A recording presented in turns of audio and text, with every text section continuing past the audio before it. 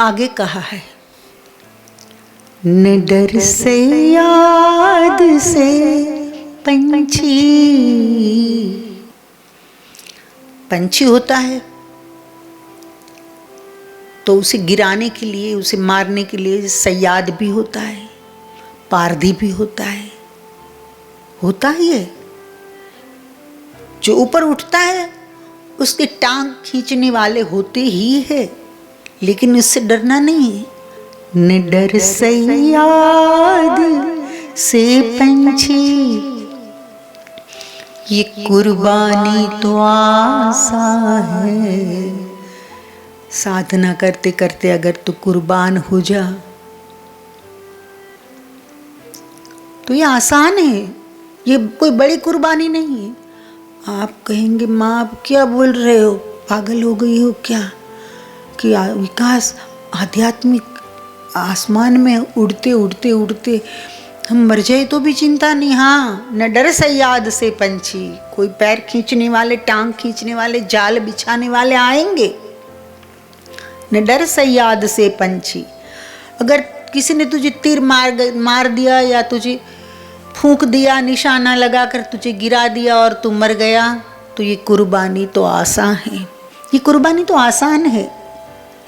लेकिन यहाँ तो फकीरों ने, यहाँ के महात्माओं ने, यहाँ के खोजियों ने, यहाँ के मुमुक्षुओं ने, भारत के प्रबुद्ध पुरुषों ने, यहाँ तो खुद के हाथों से, यहाँ तो खुद के हाथों से खुदी को फूंक डाला है।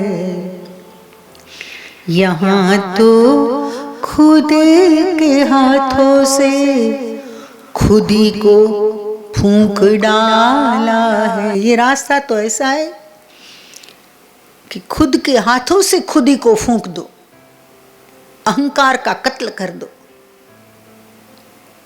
कोई ठेस पहुंचाए ये बात तो अलग है आपके अहंकार को, लेकिन खुद के हाथों से खुदी को फूंक डाला है।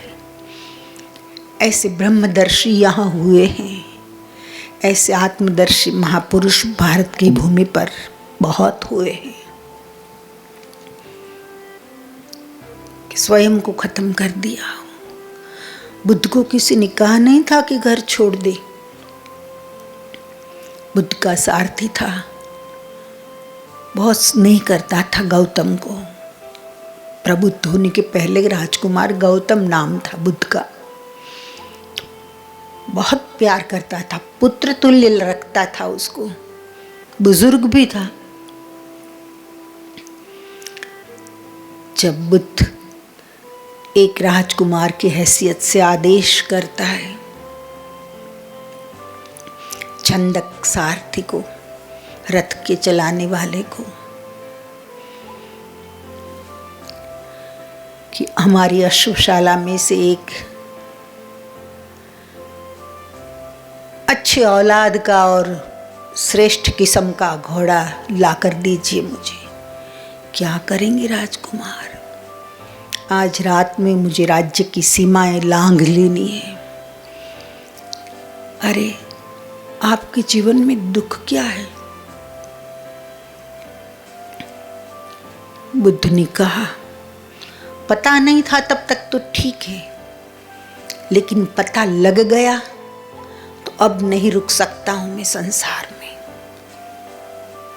इस राज्य में अब नहीं रुक सकता हूं, क्योंकि चारों ओर से बंधन है। और मुक्ति देने के लिए और मुक्त होने के लिए जो आत्मा पृथ्वी पर उतरी है वो मुक्त होकर रहती है, उसे कोई बांध नहीं सकता। आज तक पता नहीं था दुख क्या है,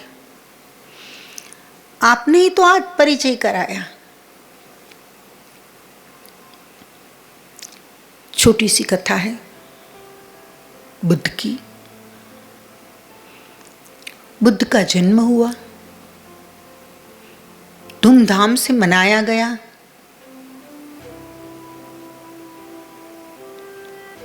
महाराज शुद्धोधन गौतम के पिता उसने भविष्यवेत्ताओं को बुलाए, ज्योतिषियों को बुलाए। 7 ज्योतिषी थे कुल मिलाकर। बुद्ध के पिता ने पूछा, आप बताइए मेरे बेटे का भविष्य। आखिर राजकुमार गौतम मेरा बेटा है, मुझसे भी बड़ा राजा बनेगा, आप बताइए क्या है उसका भविष्य। मैंने पढ़ा है, बुद्ध चरित लिखा है अश्वघोष ने। अश्वघोष की कलम तो जब चलती है तब आंखों के सामने से पूरा चित्र बहने लगता है। इतनी अच्छी कलम चलाता है अश्वघोष, चलाते थे।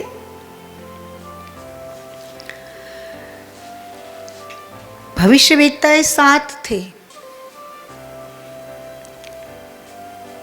पूछा, राजकुमार गौतम के पिता ने, मेरे बेटे का भविष्य बताओ। तब 7 में से 6 लोगों ने 2 अंगुली उठाई और एक कौंडिन्य नाम के जो ऋषि थे, कोदन्ना नाम लिखा है उसमें, अपभ्रंश पाली में जो लिखा गया है उसमें, उसने केवल 1 अंगुली उठाई। राजा की समझ में कुछ नहीं आया। राजा बोले, ये क्या तमाशा है, कोई जवाब नहीं दे रहे हो। 6 लोग 2 अंगुली उठाते हो और 1 अंगुली उठाते, बात क्या है। तब 6 लोगों ने कहा कि इस बालक के भविष्य की 2 संभावनाएं हैं, या तो चक्रवर्ती राजा या तो महान सन्यासी। अर्ध सत्य बोल दिया, क्योंकि राजा को बोले कि इकलौता बेटा और साधु बन जाएगा तो राजा तो सबको दंड दे दे। कैसा कैसा भविष्य देखा। राजा तो राजा होता है, आखिर राजा का अहंकार भी बहुत बड़ा होता है। तो राजा को नाराज न हो, थोड़ा खुश रहे, इसलिए 6 लोगों ने 2 अंगुलियां उठाई, या तो चक्रवर्ती राजा बनेगा या सन्यासी। लेकिन कोदन्ना नाम के जो महात्मा थे, भविष्यवेत्ता था, उसने केवल 1 अंगुली उठाई और कहा, केवल 1 ही संभावना है, सन्यास। नाराज हो गया राजा कोदन्ना से, दक्षिणा नहीं दी, औरों को दी। दक्षिणा के लिए जो सत्य को छिपाए वो विद्वान कैसा, दक्षिणा के आकर्षण में झूठ पर झूठ बोलता जाए और झूठ पर झूठ करता जाए वो साधु कैसा, दक्षिणा की लालच में आदमी को गलत रास्ते पर भेज दे, वो कैसा भविष्यवेत्ता, वो ब्राह्मण कैसा, वो कैसा ब्रह्मनिष्ठ। कोदन्ना को कोई दक्षिणा की नहीं पड़ी थी, सत्य में जीता था, निकल गया।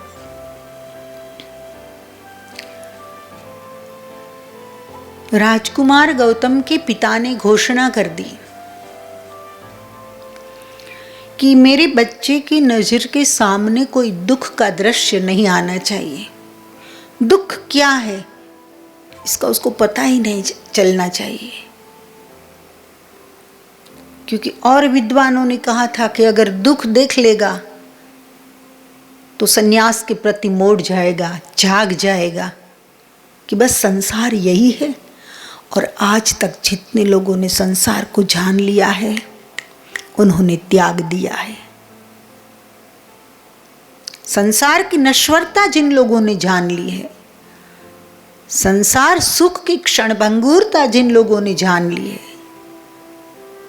शरीर की क्षणभंगुरता जिन लोगों ने जान ली है, उन लोगों ने त्याग दिया है सब कुछ। राजा ने ऐलान किया, मेरे पुत्र की नजरों के सामने दुख के दृश्य नहीं आने चाहिए, सुख ही सुख। दोस्तों, केवल सुख का संसार में रहो और केवल सुख, तो केवल सुख का कोई उपाय ही नहीं है। दुख और सुख एक दूसरे की परछाई हैं, एक सिक्के के दो पहलू है, ऐसा समझ लो। संभव ही नहीं है कि केवल सुख रहे या केवल दुख रहे। चक्रवत परिवर्तनते सुखानि च दुखानि च। सुख और दुख चक्र की भांति जिंदगी में आते जाते रहते हैं, घूमते रहते हैं।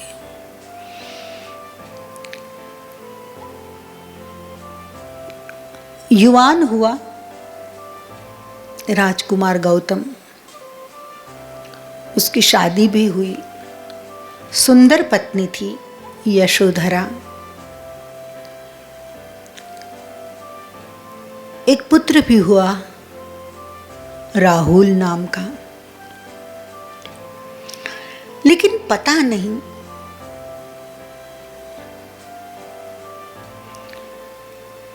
राजकुमार गौतम का चित्त कहीं नहीं लग रहा था। उसे लगता था कि कुछ अधूरा है, इसके सिवाय भी कुछ और हो सकता है। हमको पता नहीं, ये अलग बात है, लेकिन हमारी जानकारी के बाहर भी बहुत कुछ हो सकता है। एक बार राजकुमार गौतम ने छंदक नाम के सारथी को कहा कि इस राजमहल में मेरा दम घुट रहा है, मुझे बाहर बाग बगीचों में ले जाइए घूमने के लिए। बोले, आपके पिताजी का आदेश नहीं है। ये कैसा न्याय? मुझे बाहर घूमना है और मैं घूम भी नहीं सकता हूं। मैं राजकुमार हूं, आदेश करता हूं, मुझे ले जाइए। छंदक बड़ा समझदार आदमी था, एक अर्थ में ज्ञानी था।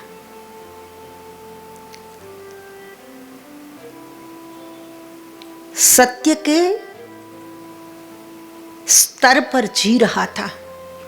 उसे भी लग रहा था कि राजकुमार को बाहरी ज्ञान भी होना चाहिए, उसको पता चलना चाहिए कि केवल सुख ही सुख नहीं है, दुख भी है। क्योंकि केवल सुख ही सुख का ज्ञान दिया होता, किसी को केवल सुख ही सुख का और चारों ओर सुख से उसे घेर कर रखा हो, और फिर जब दुख का हमला हो जाए ना, सहन नहीं हो पाता। मैं कहती हूँ, अपने बच्चों को तकलीफों का साक्षात्कार करने दो, मुश्किलों का सामना करने दो, तकलीफें भले सहन करे, दुख क्या है उसका बचपन से उसको ज्ञान दो, ताकि अचानक राजकुमार गौतम की जो स्थिति हुई ऐसी ना हो। सारथी को कहा, मुझे बाहर ले जाओ बाग बगीचे में। सारथी सजग था। सारथी सजग होना, तब तक कोई तकलीफ नहीं। आपका जीवन रथ चलाने वाला अगर सजग है तो आप सुरक्षित रहेंगे। यह अर्थघटन में इतना ही करती हूं कि जो छंदक है वो एक जागृत चेतना है और बैठने वाला है वो अजागृत चेतना है। चेतना तो है लेकिन अजागृत है।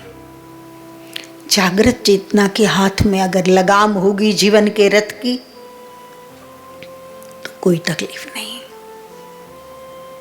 इसलिए तो अर्जुन को कोई तकलीफ नहीं थी, कृष्ण के हाथ में था। कृष्ण तो पूर्ण चैतन्य है। खैर छोड़ो, मुझे बात बुद्ध की करनी है। दोस्तों, सारथी छंदक रथ को लेकर निकले बाग बगीचों के जो रास्ते बने थे राजा महाराजाओं के लिए, उस पर बरसों के बाद पहली बार वो बाहर आया है वैभव से थोड़ा दूर। खुली हवा, खुला आसमान, सूर्य का प्रकाश। गौतम बहुत खुश हो गया। वैभवी और भोगपूर्ण जीवन में जो नहीं था, जो नहीं एहसास हुआ था, ऐसा एहसास खुलेपन में उसे होने लगा। बहुत प्रसन्न हुआ। अचानक एक दृश्य देखा। हाथ में लकड़ी लेकर एक वृद्ध चलता जा रहा है। बिल्कुल क्षीण हो गया है शरीर। बुद्ध को पता ही नहीं था कि शरीर बूढ़ा भी होता है। तो बुद्ध ने छंदक से पूछा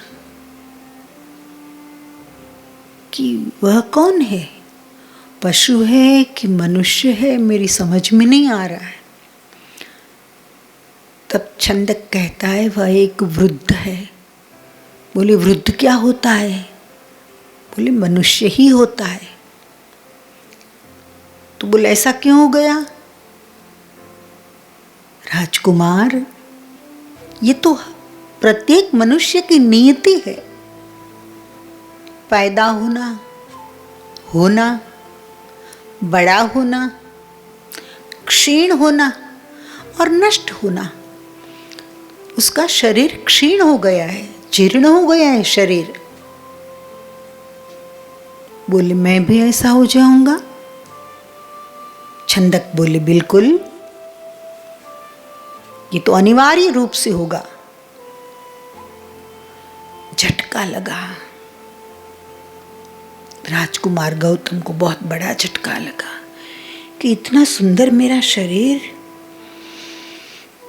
और मैं ऐसा हो जाऊंगा, विवश, लाचार, अंधा, बहरा, पैरों से चल नहीं पाऊं, मुंह से ढंग से बोल नहीं पाऊं, खुद के पैरों पे ढंग से चल नहीं पाऊं, मैं भी ऐसा हो जाऊंगा। बेशक राजकुमार, ठीक है। थोड़ा सदमा लगा था। राजकुमार कहते रथ आगे ले लो। छंदक को पता चल गया कि आज राजकुमार को जगाने की क्षण है और उसके लिए जागने की क्षण आ गई है। दूसरा दृश्य देखा। एक बीमार था, बहुत बीमार, खांस रहा था। बोले ये कौन है? बोले बीमार है। राजकुमार बोले बीमार क्या होता है? तब बीमार क्या होता है, बीमार बंदा कैसे होता है, ये सब विस्तार से समझाता है सारथी। मैं भी बीमार हो सकता हूं? बोले बिल्कुल। शरीर की पीड़ाओं से तो कोई भी मुक्त नहीं है। दूसरा झटका लगा। रथ आगे बढ़ा। और आगे ले जाइए। छंदक ने कोशिश तो की कि राजकुमार अब रथ वापस ले ले। बोले नहीं, और आगे जाने दीजिए। तो और एक दृश्य सामने आया। एक शव को पूरी तरह फूल बूल अच्छे कपड़े से लाद कर श्रृंगार किया गया था। 4 लोग उसे उठाकर जा रहे थे और लोग रो रहे थे। राजकुमार ने पूछा, मुझे बताइए ये क्या है? अपने ही स्वजन उसे श्रृंगार करते हैं, तैयार करते हैं और सुलाया है और मुंह बंद कर दिया है और रोते हुए ले जा रहे। अगर रोना है तो श्रृंगार क्यों, और श्रृंगार है तो रोना क्यों? बात में भी तर्क था। बात तो सही थी। हम लोग ऐसा ही करते आए हैं। सादगी से किसी को मरने भी कहाँ देते हम। कितना ढोंग से भरा होता है मनुष्य का मन। जिसको कभी नहीं चाहा, जिसको कभी प्रेम नहीं किया, ऐसा व्यक्ति मर जाए तो बाद में सब सिंगार बनाओ, फूल बूल सब, वीडियो उतारना तो फैशन बन गई है शब का। कितनी बेरहम है ये दुनिया। अब शब के ऊपर तो भार मत ला दो, जिंदगी भर तो उसने भार ढोया है। खैर, ये कौन है? तब सारथी ने कहा कि ये मृत व्यक्ति है। बोले अब उठेगा नहीं ना, तो मृत्यु क्या होती है? प्रश्न कठिन था। बोले कुछ साल के बाद ये शरीर खत्म हो जाता है, आत्मा शरीर को छोड़कर चली जाती है, तो फिर शरीर का क्या करते हैं? बोले जला देते हैं, या दफना देते हैं, या पानी में छोड़ देते हैं, या खुले में छोड़ देते हैं तो गिद्ध विद्ध खा जाए उसे। तो इसका मतलब ये हुआ कि मेरी भी मृत्यु होगी। अश्वघोष ने लिखा है, निसंशय काल वशेन भावी। हे राजकुमार, आपकी मृत्यु भी अवश्य होगी, इसमें कोई संशय नहीं है। काल वशेन भावी, सबका भविष्य काल के वश में है। तो मैं भी मर जाऊंगा? बोले हाँ। फिर दूसरा जन्म, फिर से मौत, फिर दूसरा जन्म। ये क्या मजाक है? राजकुमार गौतम की समझ में कुछ नहीं आया। रथ और आगे ले जाओ। अस्तित्व ने ही सब रचना की थी गौतम को बुद्ध बनाने की, मैं तो ये कहूंगी। रथ थोड़ा आगे बढ़ा। एक श्वेत वस्त्रधारी, सर पे मुंडन है, हाथ में दंड है और कुछ स्मरण करता हुआ जा रहा है। रुको रुको रुको रथ को, ये भी बताओ ये कौन है? आज तक उसे कुछ पता ही नहीं था। भोग विलास में बंदे को डुबो दो, बेहोशी में पूरी जिंदगी निकल जाएगी, पता ही नहीं चलेगा कुछ। ये कौन है? तब छंदक ने कहा कि आगे के 3 दृश्य जो आपने देखे ना, उससे मुक्त होने का माध्यम में साधना, और ये जा रहा है जो, वो एक सन्यासी है, एक साधु है। तो बोले ये सन्यास ले लेने से उन सब से बच जाता है बंदा? बोले बिल्कुल। कैसे?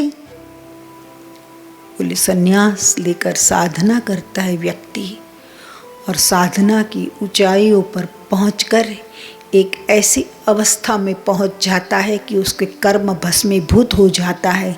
कुछ भुगतने के लिए रहा ही नहीं, तो फिर शरीर भी नहीं। क्या ज़रूरत है दुनिया में भेजने की हमको? कर्म होता है तो जाओ वापस और भुगतो, है ही नहीं तो क्या? बुद्ध मतलब गौतम राजकुमार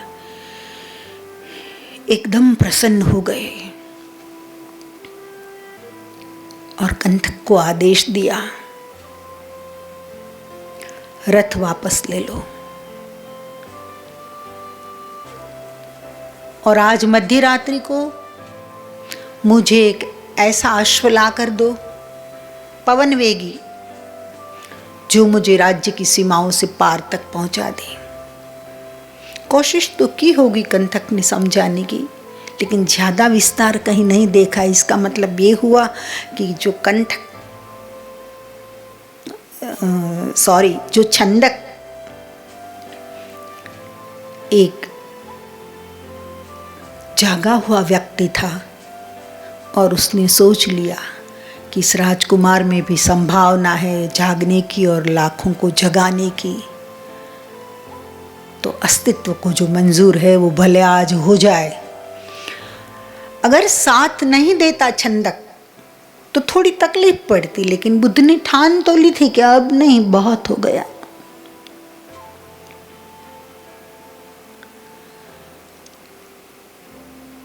मध्यरात्रि को छंदक एक अश्व लाकर देता है, उसका नाम था कंठक। इशारे में समझ जाए ऐसा। गौतम राजकुमार गहरी नींद में सोई हुई पत्नी और पुत्र दोनों को निकट से एक बार देख लेते हैं।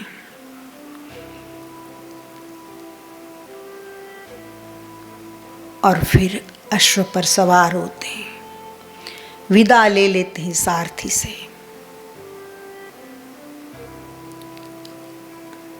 अश्व पवन वेगी था। सुबह होते होते तो राज्य की सीमा से पार चले गए गौतम, क्योंकि लोग हैं ना, परेशान करते हैं। एक बंदा मैं कहती हूं कि साधु होता है रियल सेंस में,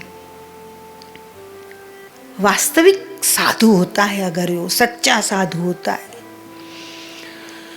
तो कितने लोगों को तार देता है, कितने लोगों का आध्यात्मिक सहारा बन जाता है, कितने लोगों का मार्गदर्शन करता है, कितने लोग पावन हो जाते हैं। कितना अच्छा रास्ता है। लेकिन पता नहीं उन मूर्ख संसारियों को क्या है, समझ में नहीं आता कि साधारण व्यक्ति जब साधु बनने जाता है तो संभावनाएं खत्म कर देते हैं, नहीं बनने देते साधु, पीछे पड़ जाते हैं, रोते हैं, धोते हैं, ऐसी वैसी बातें फैलाते हैं। लेकिन वे लोग ये चाहते हैं कि हम फंसे हैं संसार में और तू कैसे निकल जा, तू कैसे बच जा, तू कैसे छलांग लगा ले। हम दलदल में फंसे हैं, जंगली दलदल में, के अंदर उतरते ही जाओ, उतरते ही जाओ, अंत नहीं संसार का। तो हम दलदल में फंसे और तू कैसे छलांग लगा जा, तू कैसे सुख से जी ले, तू कैसे नाच ले मस्ती से, तू कैसे ठुमकी लगा ले, तू कैसे गा ले। ना, जहां हम पड़े हैं वहां तू पड़ा रहे, और जितना हो सके हम तेरा शोषण करें, तुझे चूसे। दोस्तों, गौतम निकल गए। बात ये है, तमन्ना तो उठनी चाहिए।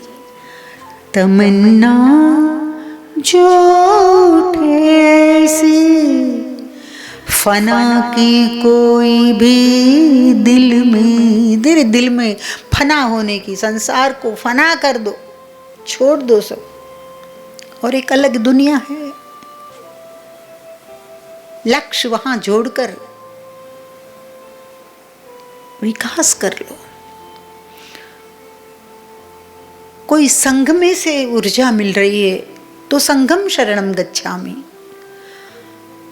और लगता है कि संघ में नहीं, आप एकाकी जीवन में ज्यादा विकसित हो सकते हो, तो ऐसे साधना कर लो।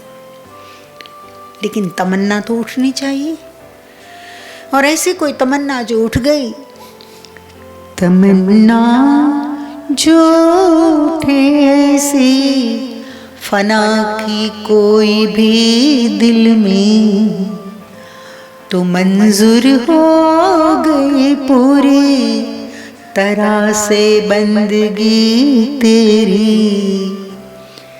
न डर से याद से पंछी, ये कुर्बानी तो आसा है। कोई शिकारी तीर छोड़े और पंछी मर जाए तो ठीक है, लेकिन ये कुर्बानी तो साधारण है। यहाँ तो फिर महावीर हो, बुद्ध हो, ऐसे मीरा हो, संत सखू हो, यहाँ तो खुद के हाथों से यहाँ तो खुद के हाथों से खुद ही को फूंक डाला है, खुद ही को फूंक डाला है। राजकुमार गौतम जब घर छोड़ के निकला तब उसने ये नहीं सोचा था कि मैं वैभव में रहा हूं तो मुझे पलंग मिलेगा या नहीं। ये नहीं सोचा था कि बात बात के भोजन मिलते हैं मुझे तो जंगल में मुझे खाना मिलेगा कि नहीं। ना ना, अपने हाथों से खुद ही को फूंक डाला है, खुद ही को फूंक डाला। अब तो एक घूमती फिरती चेतना है, उसकी मर्जी के हिसाब से चलते रहेंगे। तेरी मर्जी में मर्जी हमारी, कोई मर्जी ना मर्जी हमारी। तो ये स्थिति है दोस्तों। आगे का सत्संग कल करेंगे। धन्यवाद, नमस्कार।